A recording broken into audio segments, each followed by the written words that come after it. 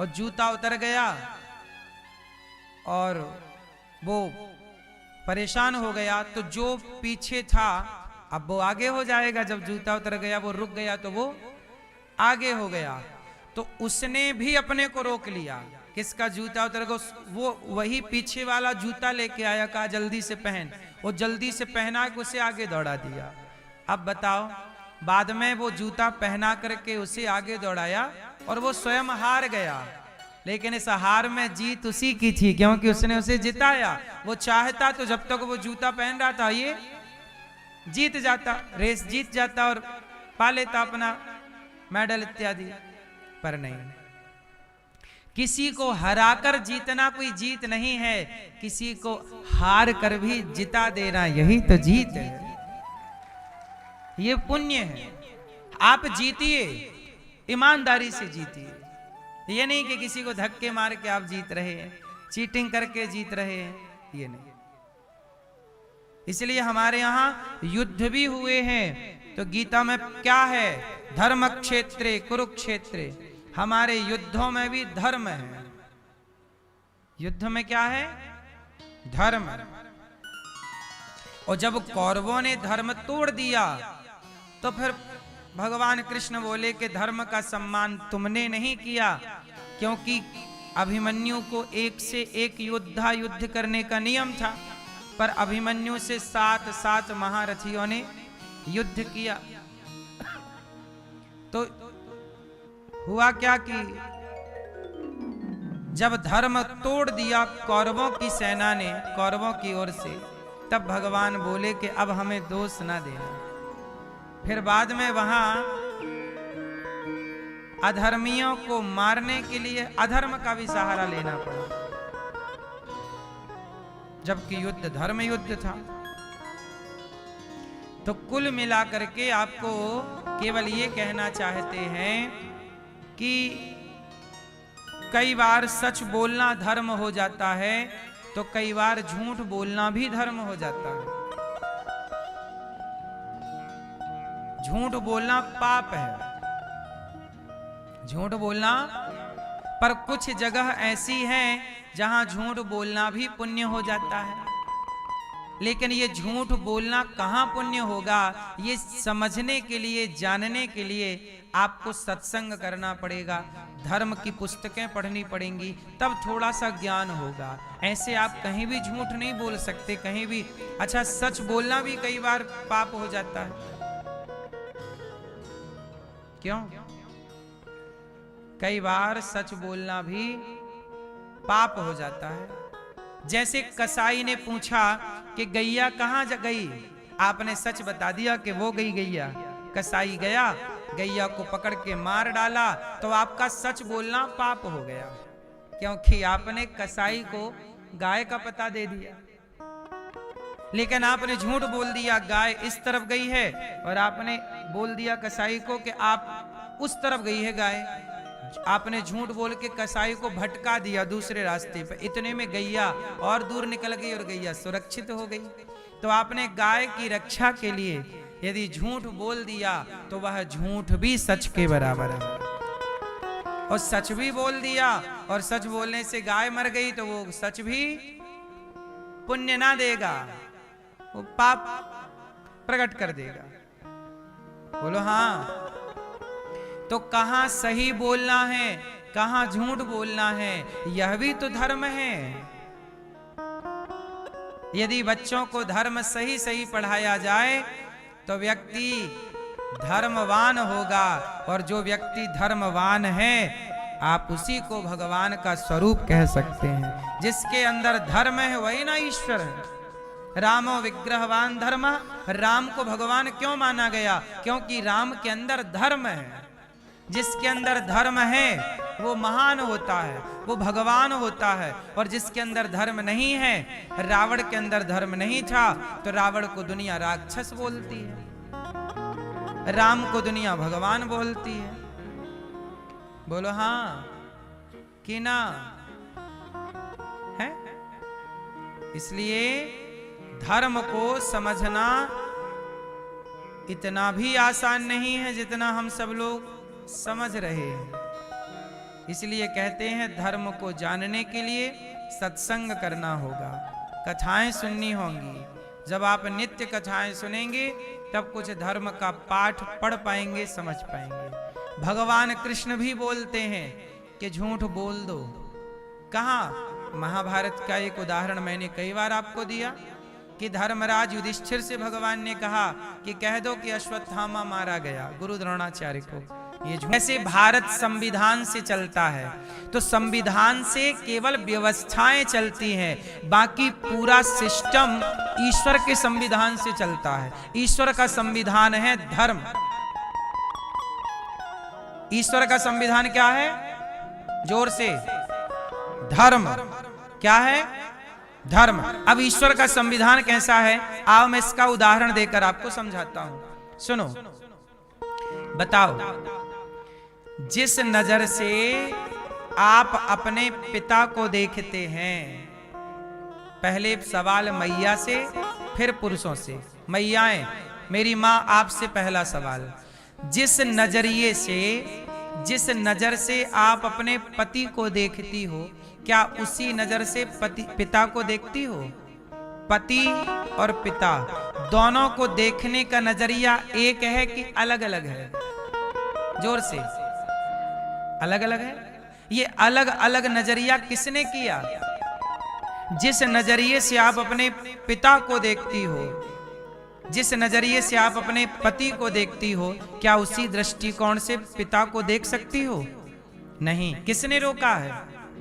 धर्म ने। यही धर्म है। धर्म रोकता है कि ये पिता है तो इसके साथ क्या व्यवहार करें, ये पति है तो क्या व्यवहार करें, ये पुत्र है तो क्या व्यवहार करें। व्यवहार सबके साथ एक सा नहीं हो सकता। यदि हो गया तो अधर्म हो जाएगा। यही बात पुरुषों पे है। आप अपनी पत्नी को जिस नजरिए से देखते हैं, क्या उसी नजर से अपनी मां को देखते हैं? दोनों को देखने का नजरिया किसने अलग अलग किया? किसने बोला आपको कि अलग देखो? धर्म ने। ये लोग कहते ना मैं धर्म से है कि गौरी गोपाल आश्रम में जो वृद्ध माएं रहती हैं 310, उन माओं को भी आप थोड़ा अन्नदान किया करो। उन माओं को, जिन माओं के अपने बच्चों ने घर से निकाल दिया, इन्हें खिलाकर आप खाया करो। यहाँ अखंड रसोई चलती है, आप देखे होंगे 24 घंटे भोजन भक्तों को मिलता है। किसी को खिलाकर खाना, यही हमारे संस्कार हैं। और हम इन्हीं संस्कारों को केवल कह नहीं रहे, जीवन में उतार करके भी आपको बता रहे हैं कैसा होना चाहिए। हम इंसान हैं, हम किसी के काम आ सकते हैं, यही हमारा पुण्य है। अनिरुद्धाचार्य जाएगा इस धरती से जब ईश्वर के घर, तो भगवान यही तो पूछेंगे। अच्छा, जब एक बात बताओ, आप बाजार से जब घर आते हो तो आपके घर के छोटे छोटे बच्चे आपके झोला खोल के देखते हैं कि नहीं? आपके घर के छोटे बच्चे ना झोलों पर टूट पड़ते हैं। बोलो हाँ। कोई बैग हो, झोला हो, उसे खोलते हैं, क्या लाए हो हमारे लिए? सही है गलत है? हाँ, जैसे आप झोला, कहीं से भी आओ तो बच्चे झोला देखेंगे, हमारे लिए क्या लाए। इसलिए घर जाया करो, बच्चों के लिए कुछ जरूर लेके जाया करो, खाली नहीं। तो सोचो कि जैसे आप यहां आते हो ना घर, तो बच्चे झोला खोल के देखते हैं हमारे लिए क्या लाए। ऐसे जब आप मर के जाओगे तो ईश्वर आपका झोला खोलकर देखेंगे, हमारे लिए क्या लाए हो, कितना पुण्य करके आए हो, जरा दिखाओ। वहां क्या होगा?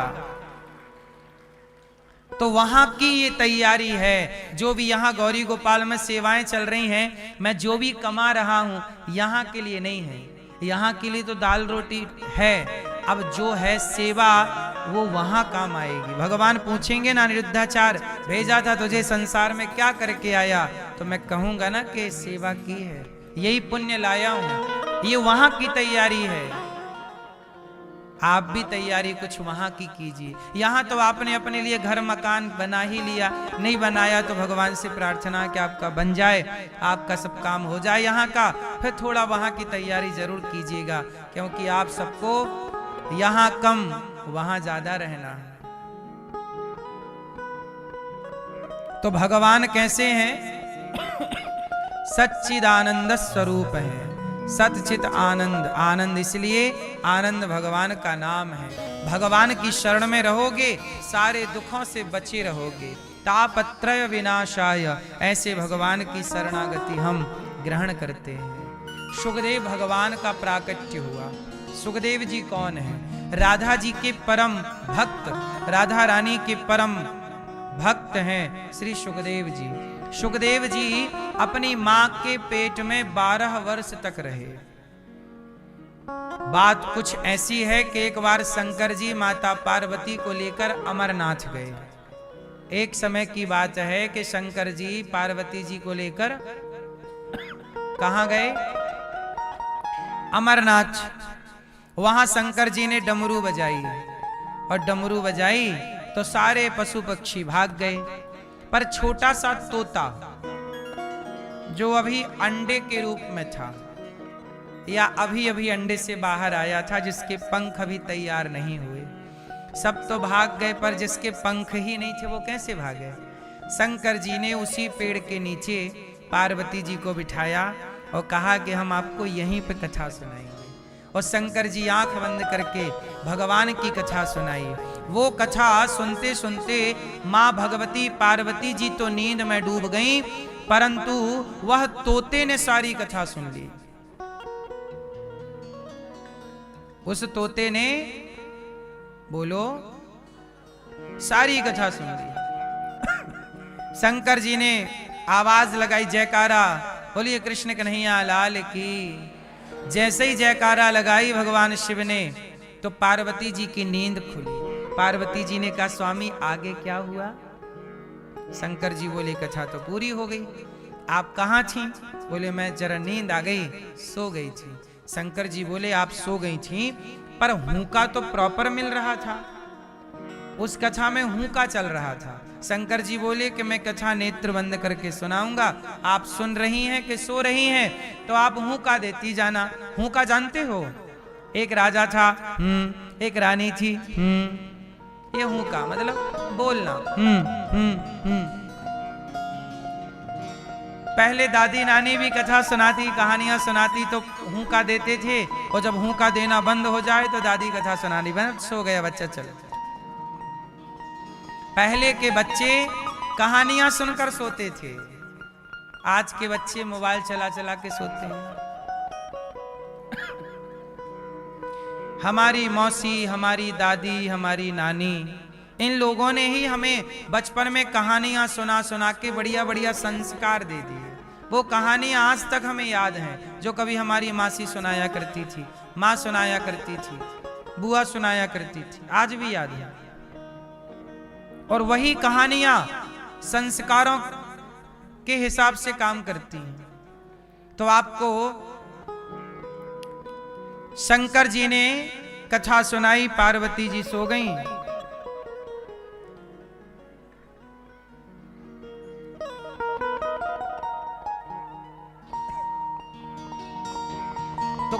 तो शंकर जी ने बड़े प्रेम से, शंकर जी ने बड़े प्रेम से कथा सुनाई। पार्वती जी सो गईं, जागी तो बोली कथा। शंकर जी बोले, कथा तो पूरी हो गई, अब क्या करें? तो शंकर जी बोले, बराबर हुंका तो मिलता रहा, कथा का हुंका बराबर मिला, कौन सुन रहा था कथा? पलट कर देखे शंकर जी तो पीछे तोता था, शुक। शंकर जी को क्रोध आया कि तुमने चोरी से कथा सुन ली, हमारी कथा चुरा ली, अमर कथा सुन ली। शंकर जी क्रोध करके दौड़े तो तोता उड़ा और भागा। तो बद्रीनाथ में वेदव्यास जी की पत्नी वहां सरस्वती नदी के किनारे धूप खिली हुई थी और मां बाल सुलझा रही थी, तभी उनको जमहाई आई। तो सुखदेव शुक जी मुख के द्वार से गर्भ में प्रवेश कर गए और शंकर जी आए, देवी मेरा चोर कहाँ गया? तो देवी ने कहा, क्या चुरा ली भोलेनाथ आपकी? बोले, अमर कथा। तो माँ ने कहा कि जब कथा अमर सुन ही ली तो वो तो अमर हो गया, पर आप मार दोगे तो फिर अमर कथा की महिमा मिट जाएगी। शंकर जी बोले, ठीक है। शंकर जी पार्वती जी को लेके कैलाश चले गए। सच्चाई यही थी कि कथा उस तोते को ही सुनवानी थी, पार्वती जी तो केवल निमित्त थी और बड़े प्रेम से फिर अब शंकर जी वहां से गए और माता जी ने अपने पेट में सुखदेव जी को रखा। 12 वर्ष तक वो कथा सुन के पेट में गए थे, तो कथा का चिंतन करते रहे। तो कथा भगवान की सुनकर गए तो भगवान का इतना चिंतन किया मां के पेट में सुखदेव जी ने कि वह तोते से मनुष्य की तरह भगवान की तरह प्रकट होकर के तत्रा भवद भगवान व्यास पुत्रो प्रकट हो गए 12 वर्षों के बाद। और अब वो तोते के रूप में नहीं है, अब वो भगवान के सुंदर से रूप, चूंकि चिंतन किसका हुआ, आप जिनका चिंतन करते हैं आप वैसे हो जाते हैं। आप जिनका चिंतन करते हैं आप वैसे हो जाते हैं। आप वैसे ही हो जाते, इसलिए कहता हूं चिंतन भगवान का किया करिए। किसी व्यक्ति का चिंतन करेंगे आपके अंदर उसके गुण आ जाएंगे, भगवान का चिंतन करेंगे आपके भीतर दिव्य गुण प्रकट हो जाएंगे। महापुरुषों का चिंतन किया करिए, किसी व्यक्ति, किसी स्त्री का, किसी पुरुष का।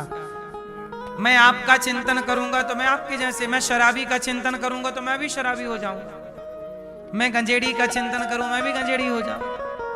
बोलो हाँ। किसी गलत स्त्री का आप चिंतन कर लें तो आप भी गलत हो जाएं। इसलिए चिंतन जिसका व्यक्ति करता है वैसा हो जाता है। इसलिए चिंतन सदा भगवान का या भगवान के भक्तों का चिंतन होना चाहिए। दासानुदासो भवितास्मि भूया, चिंतन ईश्वर का और कोई चिंतन नहीं। तो शंकर जी, वही सुखदेव जी जब बाहर आए तब राजा परीक्षित जी को भागवत सुनाई, और वही भागवत आज ये दास अनिरुद्ध आप लोगों को वही भागवत सुना रहा है जो सुखदेव जी ने परीक्षित जी को सुनाई, वही भागवत जी। तो शिक्षा 4 तरह की होती है। पहली शिक्षा धर्म की, पहली शिक्षा धर्म पढ़ाओ बच्चों को। दूसरा अर्थ, धर्म से अर्थ कमाना चाहिए, अर्थ मतलब पैसा, धर्म से पैसा कमाओ। तो दूसरी शिक्षा अर्थ की, धर्म अर्थ। और जब अर्थ आएगा तो कामनाएं पूरी होंगी, और कामनाएं पूरी हो जाएंगी तो मोक्ष, फिर वह व्यक्ति मोक्ष का अधिकारी हो जाएगा। ये 4 तरह की शिक्षा है सनातन की, धर्म की, अर्थ की, काम की और आपने जीवन में सब कुछ प्राप्त किया। अब जैसे आपने सुना होगा हमारे सनातन में पहले के राजा लोग राजा होते थे, लेकिन आखिरी टाइम राज सिंहासन छोड़ छाड़ के जंगल जाके चिंतन करते थे। क्यों? क्योंकि धर्म किया जीवन भर, अर्थ कमाया, कामनाओं की पूर्ति राजा महाराजाओं ने की, और आखिरी में यदि आपने मोक्ष नहीं पाया तो सब कुछ पाना बेकार हो गया। इसलिए चौथा मोक्ष है। और आज के युग में 3 तरह, आज के युग में केवल 2 तरह की शिक्षाएं बची हैं। आज क्या स्कूलों में क्या पढ़ाते हैं? अर्थ और काम।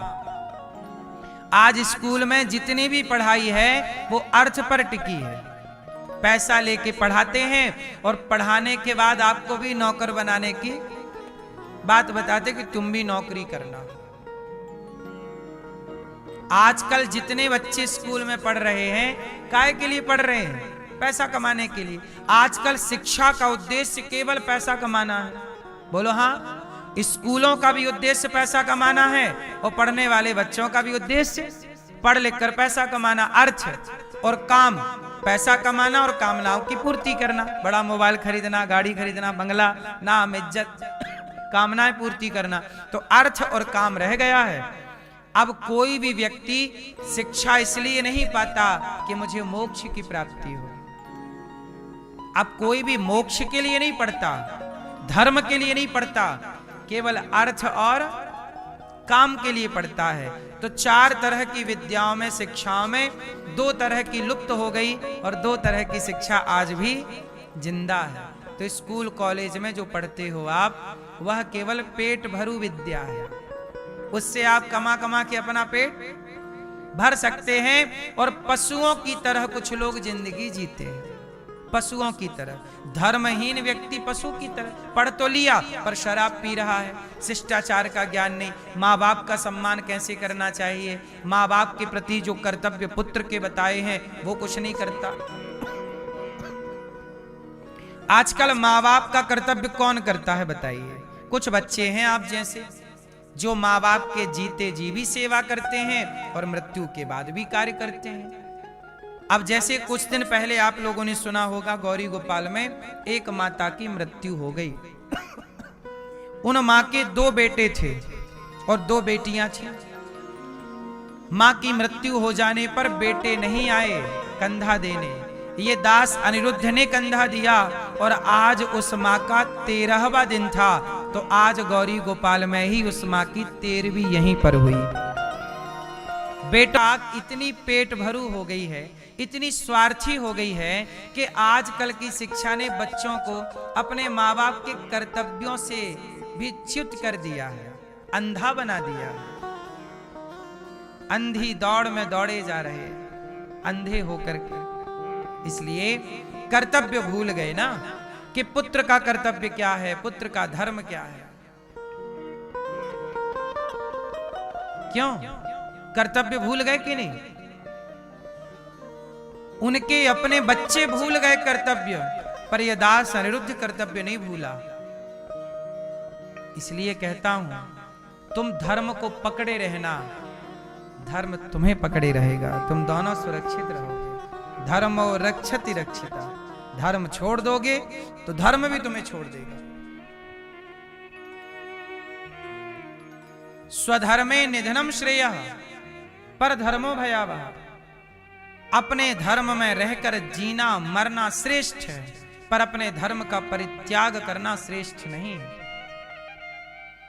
एक नारी ने अपने पति को धोखा दे दिया और पराये मर्द के संग चली गई। उस नारी से पूछो कि बहन, जो तुमने किया क्या वो धर्म है?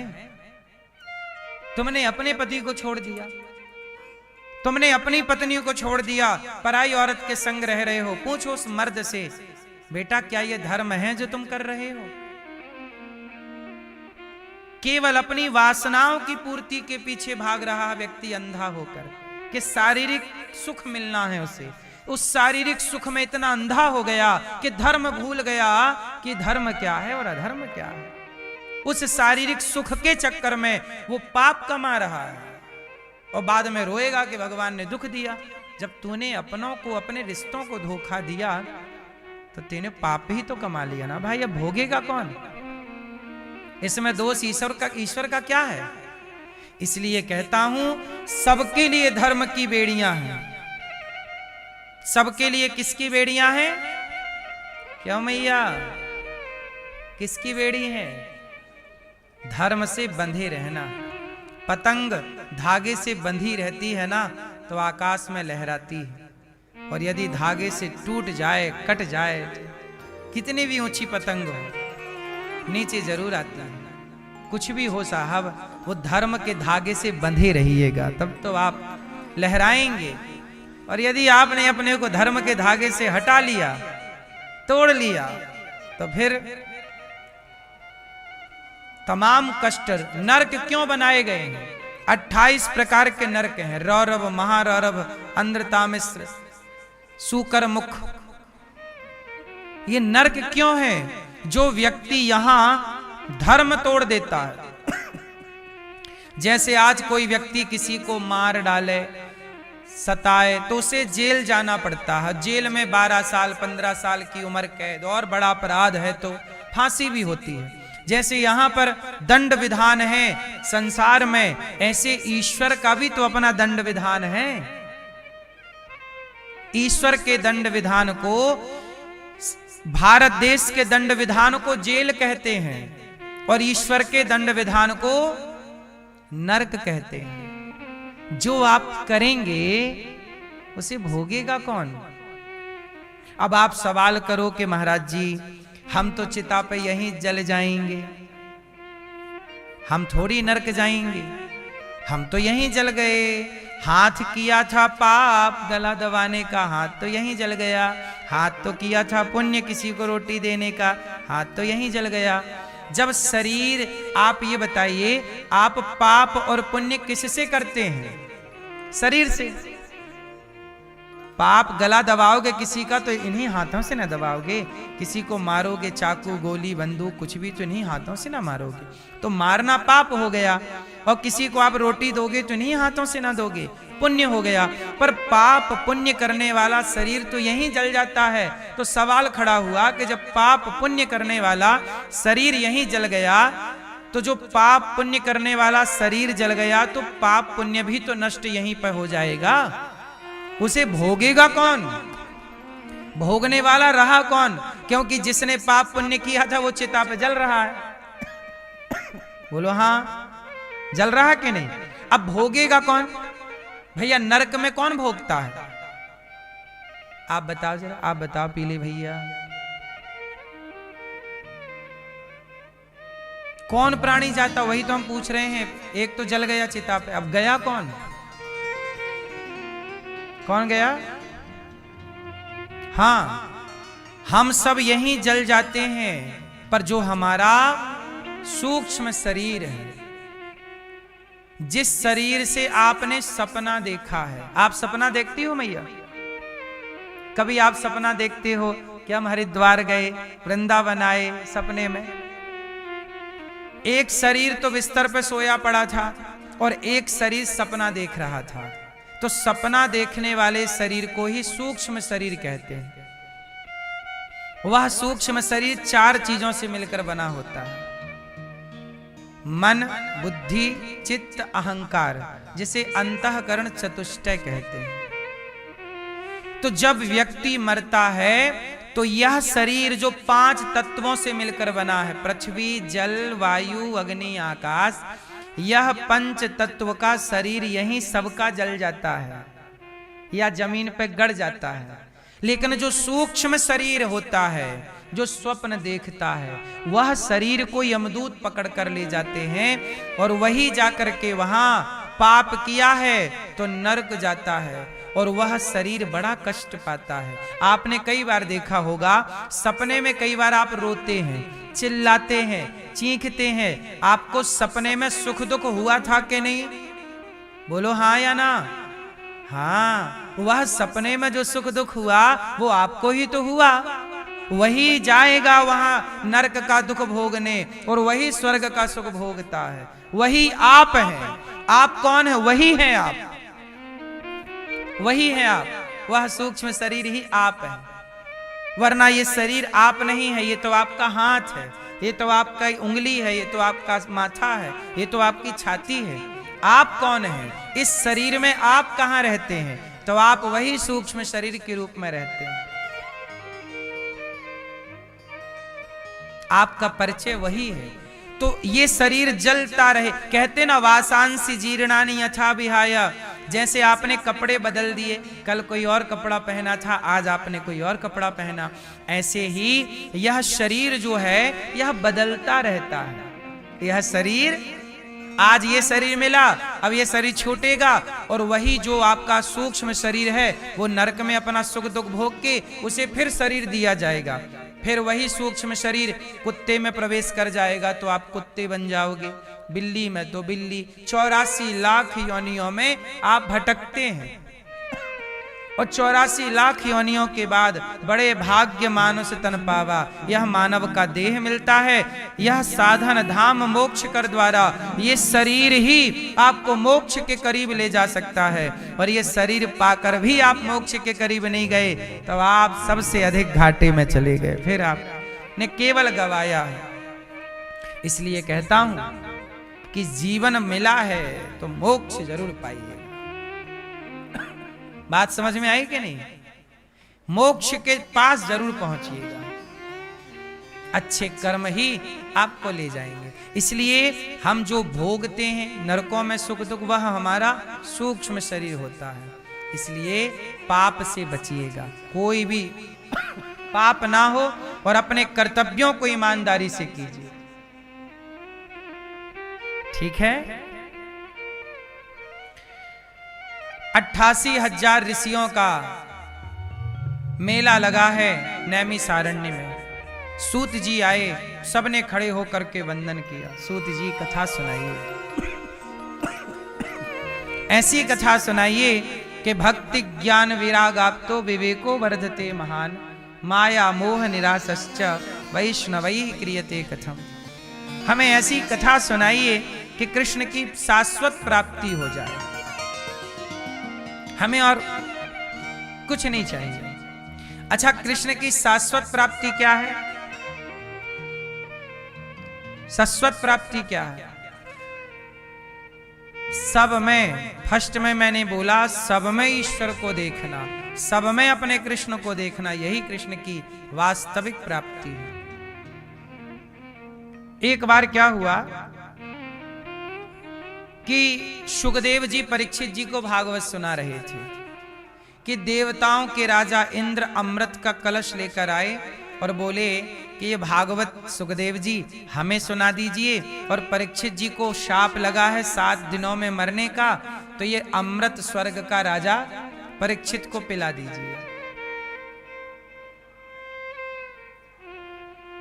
सुखदेव जी ने परीक्षित जी से कहा, परीक्षित जी सौदा अच्छा है, तुम स्वर्ग का अमृत पी लो, 7 दिन में मरने का शाप लगा है, अमर हो जाओगे। परीक्षित जी बोले, ना गुरुदेव, स्वर्ग का अमृत क्या पीऊं, मुझे तो कथा का अमृत स्वर्ग के अमृत से श्रेष्ठ लग रहा है। स्वर्ग का अमृत पीऊंगा तो स्वर्ग जाऊंगा, पर ये कथा का अमृत पीऊंगा तो भगवान का धाम पालूंगा। इसलिए ये अमृत ज्यादा, तब कथामृतम तप्त जीवनम, हमें ये अमृत ज्यादा अच्छा लगता है। कथा के अमृत से बड़ा क्या अमृत होगा आप बताइए। सेवा कथा रसमहो नितराम पिबत्वम। इस धरती में 2 अमृत हैं। धरती में कौन से अमृत हैं? स्वर्ग में 1 अमृत है, स्वर्ग में 1 अमृत है, देवता पीते रहते हैं वही, पर धरती में 2 अमृत हैं। कौन कौन से? सेवा और कथा। रसमहो नितराम पिबत्वम। सेवा का अमृत, सेवा का जो सुख है वह अमृत पीने में भी सुख नहीं है। सेवा, बोलो हाँ, क्यों मैया? आपको भोजन बनाने में मजा आता है, सुख मिलता है, आनंद मिलता है कि गुस्सा आती है? बोलो बोलो मेरी माँ है। आप लोग भोजन बनाते हैं प्रसन्न चित्त से बनाया करिए कि आज हमारे हाथ का भोजन आज भगवान जी को भोग लगेगा। आपके घर में गोपाल जी होंगे, भगवान के भाव से बनाइए और भोजन बनाइए और परिवार के सभी सदस्यों को इस भाव से खिलाइए कि सब भगवान ही तो हैं, तो सबकी सेवा करने का पुण्य मिल जाएगा। तो ये सेवा है, पत्नी पति की सेवा। ये धरती में सब सेवा ही तो कर रहे हैं। आप लोग अपने माँ बाप की सेवा करते हो, रोटी बना के देते हो, माँ बाप के कपड़े धुलते हो, है ना? ये सेवा ही तो है। झाड़ू लगाना, पोछा लगाना सेवा ही तो है। पर ये भाव बना लो कि घर नहीं है, ये मंदिर है भगवान का, मंदिर में झाड़ू लगा रहे हैं, बस भाव बदलना है। पति कमा कमा के लाता है, परिवार की सेवा ही तो करता है, नहीं करता? पत्नी आपके लिए पूरा भोजन बनाती है, आपके कपड़े धुलती है, सेवा ही तो कर रही है। यही तो सेवा है। और इस सेवा के साथ कोई द्वार पे भूखा प्यासा आ जाए, उसकी भी सेवा कर लो। कुत्ता बिल्ली आए, उसको भी रोटी दे दो। इसलिए हमारे सनातन में तो सेवा ही है।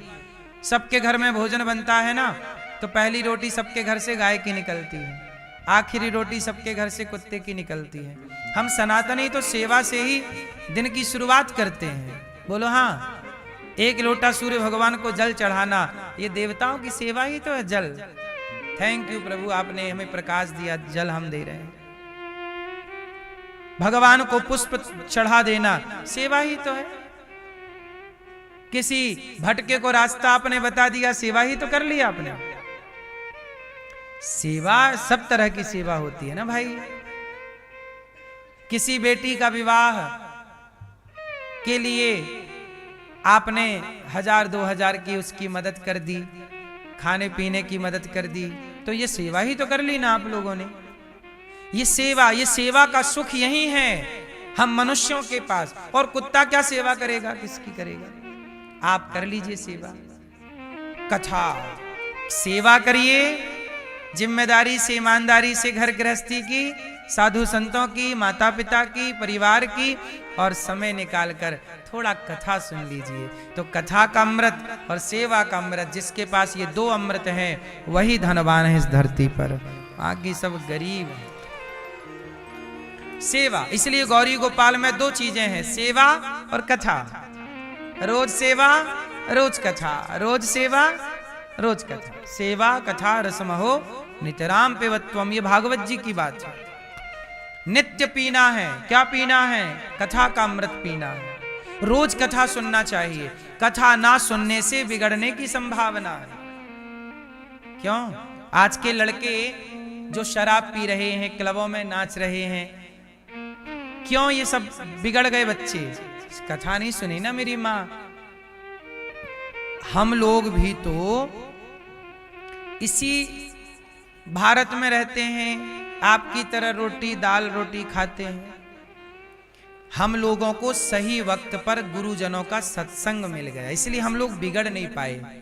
वरना हमारे अगल बगल भी गांजा पीने वाले लोग थे, शराब पीने वाले लोग थे, लेकिन सत्संग चूंकि इतना बढ़िया मिल गया हम लोगों को बचपन से कि कुसंग का प्रभाव हम लोगों पर नहीं हो पाया।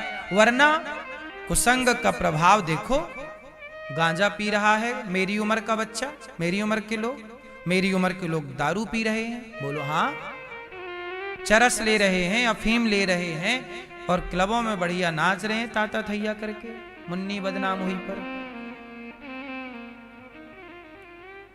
हाँ या ना? तो संगत से गुण आते हैं, संगत से गुण जाएं।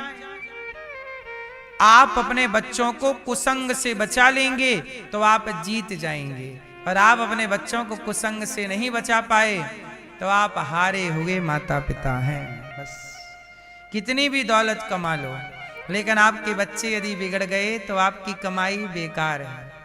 आपकी वास्तविक प्रॉपर्टी आपकी संतान है, सही संतान है आपकी, तो आपका भी भला होगा, आपकी संतान से इस राष्ट्र का भी भला होगा। और यदि बिगड़ गए तो आपका भी नुकसान है और राष्ट्र का भी नुकसान होगा, क्योंकि यही बच्चे इस राष्ट्र में आगे चलकर कोई मुख्यमंत्री होगा, कोई प्रधानमंत्री होगा, कोई विधायक होगा, कोई सांसद होगा, कोई इंजीनियर होगा, कोई डॉक्टर होगा, कोई कुछ होगा। इसलिए हर माँ बाप की परम जिम्मेदारी है कि आप अपने बच्चों को शिक्षा तो दें पर संस्कार विशेष दें। बोलो हाँ कि ना? मेरी माँ इंद्र आए, सुखदेव जी से कहा कथा सुनाइए। सुखदेव जी ने कहा नहीं परीक्षित जी नहीं पीना चाहते, आपका अमृत ले जाओ। वो कथा का अमृत ही पीना चाहते हैं। इंद्र को बड़ा बुरा लगा। तब ब्रह्मलोक में तराजू बांधकर तौला गया कि स्वर्ग का अमृत बड़ा है कि भागवत बड़ी है। तौला गया तो भागवत जी का पलड़ा भारी हो गया। सब देवता नतमस्तक हो गए भागवत जी के आगे। तब भागवत जी से भगवान प्रकट हो गए। वाह! इंद्र बोले प्रभु आप यहां रहते हैं। भगवान बोले कि अब मैं भागवत में रहता हूं। सतयुग में भगवान प्रहलाद के लिए खंबे से प्रकट हुए थे, वो सतयुग था। त्रेता में भगवान अयोध्या में राम के रूप में प्रकट हुए थे। द्वापर में जेल में कृष्ण के रूप में प्रकट हुए थे। और कलयुग में भगवान भागवत जहां जहां होती है वहां वहां सुनने वाले भक्तों के चित्त में प्रकट होकर उनका मन अपनी ओर खींच लेते। इसलिए कलयुग में भगवान का वास कहाँ है? भागवत जी में। इसलिए कहता हूं समय निकाल करके व्यस्ततम जीवन से और भागवत अवश्य सुननी चाहिए। भागवत सुनने से चित्त की शुद्धि होती है। कितना भी बिगड़ा व्यक्ति है, भागवत सुनेगा सुधर जाएगा। इसलिए अपने बच्चों को भागवत से जोड़िए। नहीं जोड़ेंगे तो कुसंग तो मुंह फाड़े बैठा है। आपकी तनक नजर हटी तो बच्चा बस बीड़ी पीने लग जाएगा, सिगरेट पीने लग जाएगा, इलू इलू में उलझ जाएगा।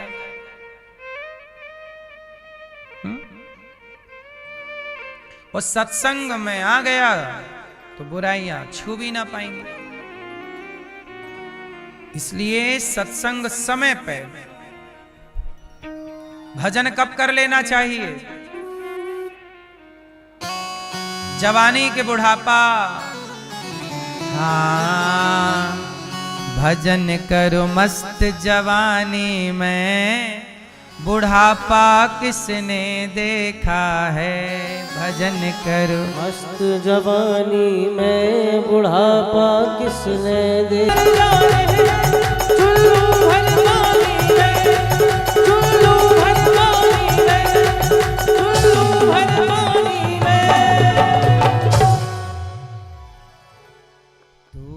डूब के मर जा रे,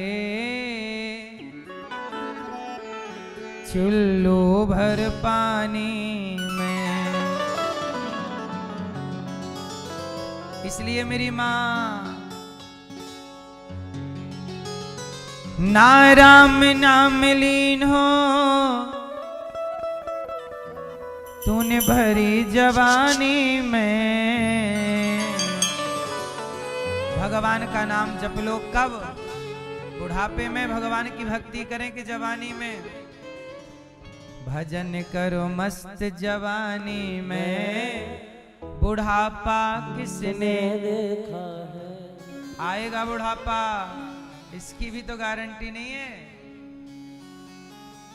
इसलिए भजन कर लो, नहीं तो तू डूब के मर जा रे, थोड़े से पानी में। श्री सुखदेव भगवान भागवत परीक्षित जी को सुनाए, उद्धार हुआ। एक बार भागवत जी नारद जी ने भी सुनी। एक बार नारद जी सारे तीर्थों का विचरण करने गए। मैया, ओ मेरी माँ, बैठ जाओ ना मेरी माँ, बैठ जाओ सब मैया हैं। चुपचाप बैठो सब लोग शांति से। नारद जी सारे तीर्थों का भ्रमण करने के लिए गए। अहम तु पृथ्वीं यातो ज्ञात्वा सर्वोत्तमामिति, पुष्करं च प्रयागं च काशीं गोदावरीं तथा, हरिक्षेत्रं कुरुक्षेत्रं श्रीरंगं सेतुबन्धनम्, एवमादिषु तीर्थेषु ब्रह्ममाण इतस्ततः। नारद जी सारे तीर्थों में गए, पर ना पश्यम कुत्रमिच्छर्मः मनः संतोष कार्यकम। कहीं भी नारद जी को शांति नहीं मिली। मैया चुप हो जाओ मेरी माँ।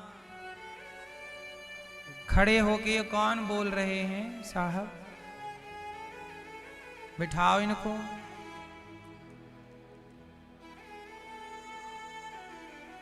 सुनो, चुपचाप रहो मेरी माँ, शोर ना करो। एक तो आज के जमाने में सबको सेल्फी, फोटो और वीडियो लेनी है। कथा से आप लोग कभी कभी नहाते हो कि रोज नहाते हो? हैं? 2 दिन में एक बार मैया? है मैया?